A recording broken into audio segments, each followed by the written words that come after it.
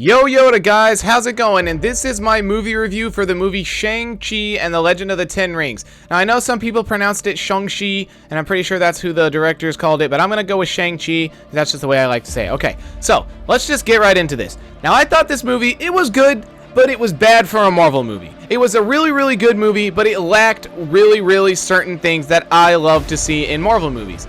The first thing that it lacked was the 10 rings were not the 10 rings. They didn't do what the 10 rings did. The 10 rings have a bunch of different cool abilities, and it didn't do what the 10 rings did. The 10 rings basically did they did like maybe 4 different abilities. So they might as well have called it the 4.1 rings, because they didn't do what the 10 rings did. The 10 rings have some cool abilities, and I know that they wouldn't have been able to put every single one of those abilities in the movie, but I wish that they would have at least tried, because the 10 rings did absolutely not even close to any. The closest thing, I think one of them has a lightning blast, and one of the main things that they're doing that you see in the trailer is they're using their yellow and blue lightning to twist around each other and throw around each other and crap like that. But other than that, nothing. Okay, so there's my biggest disappointment. But the biggest thing is that's awesome. The fighting in this movie was amazing. It was like The Raid. Now, it wasn't violent and bloody like that, but that's what it made me think of. It was like a PG-13 version of The Raid. It had some of the coolest fight scenes I've ever seen. And, well, it had to be, since he's like the kung fu guy. But yeah, I thought that the fighting in the movie, really awesome. I loved it. Really cool. Yeah, it was a really good movie. I really liked it. I just feel like it could have been better. It really could have been better. And I'm actually happy that they did like the weird wrist bracelet things, not actually rings on the finger. Because, you know, we've seen rings, and we've seen Thanos' glove and crap like that, and that's close to. So I'm happy, because in the comics, they're actually rings on the finger. And they actually, see, that I'm so mad, because they actually are supposed to do things, and even though these give you power, and I don't think that the 10 rings made you immortal, and this is kind of a spoiler, so spoilers away. So the next, so that's my review for the movie. The rest of the movie is probably going to contain some spoilers. So, but I'm going to say this one real quick, and then I'm going to continue with spoilers. This is not a spoiler.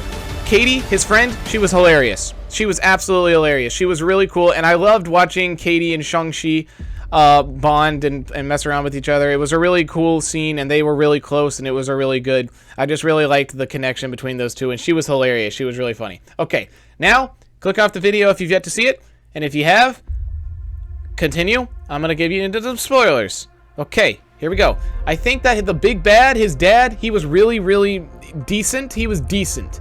He was cool, but he was lacking a few things. I don't know. Maybe he was lacking a remotable goal or something. Just something he didn't strike out to me. But it had some. Oh yeah, something else that I'm really upset with. Death Dealer, the masked character in the trailer, I was expecting him to get more screen time, but I think he was in like 1 or 2 fight scenes in the whole movie, and I was expecting him to get more screen time. I wanted him to have a lot more screen time and for him to be a lot cooler in the movie, because I think he looked really cool. I always like it more when the big bads are wearing a suit. And another thing I really liked about Death Dealer is he didn't have, basically, since Shang-Chi didn't have the 10 rings, he didn't have any powers, and neither did Death Dealer. But Death Dealer had some really cool stuff, like he had this blade that exploded and stuff like that, and it was really interesting. I think that the dad's goal, now this isn't a sin or a disappointment, I'm just pointing this out. It's making me think of Cold War, how the ancient Dark One or something from the Dark Ether provoked whoever the lady was in Mauer to think that it was her dad when it really wasn't. It was kind of like that, and I just thought that was kind of lame.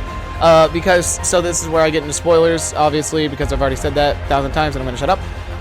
So the dark monstrous creature provoked the dad, making it think that it was the mom, and it wasn't. And I just think that was kind of dumb, in my opinion. Now, you can have your own opinion, but in my opinion, I just didn't really like that. I thought that was kind of lame. But it had some really good visual effects, had some really cool monsters and characters, and I think that it's a really good movie. And I will say, this movie totally redeems the absolute vomit Black Widow, and Yeah, it totally redeems the vomit Black Widow. I think Eternals is what's coming out next. I can't wait to see what that movie's going to be like because I'm actually really excited for that. And I just got to say, the movie did not meet my expectations. I was expecting the movie to be a lot better than it actually was. Just saying. But if you thought that was the best Marvel movie in the world, good for you. Kudos for you. But yeah, so that is my review for The Legend of the Ten Rings. I hope that the post-credit scene will actually allow us to see the real Ten Rings from the comics. But yeah, so I hope you enjoyed the video, and I'll be back playing Far Cry 6 on October 8th or 7th. I don't know when it comes out. I hope you enjoyed the video. Woo!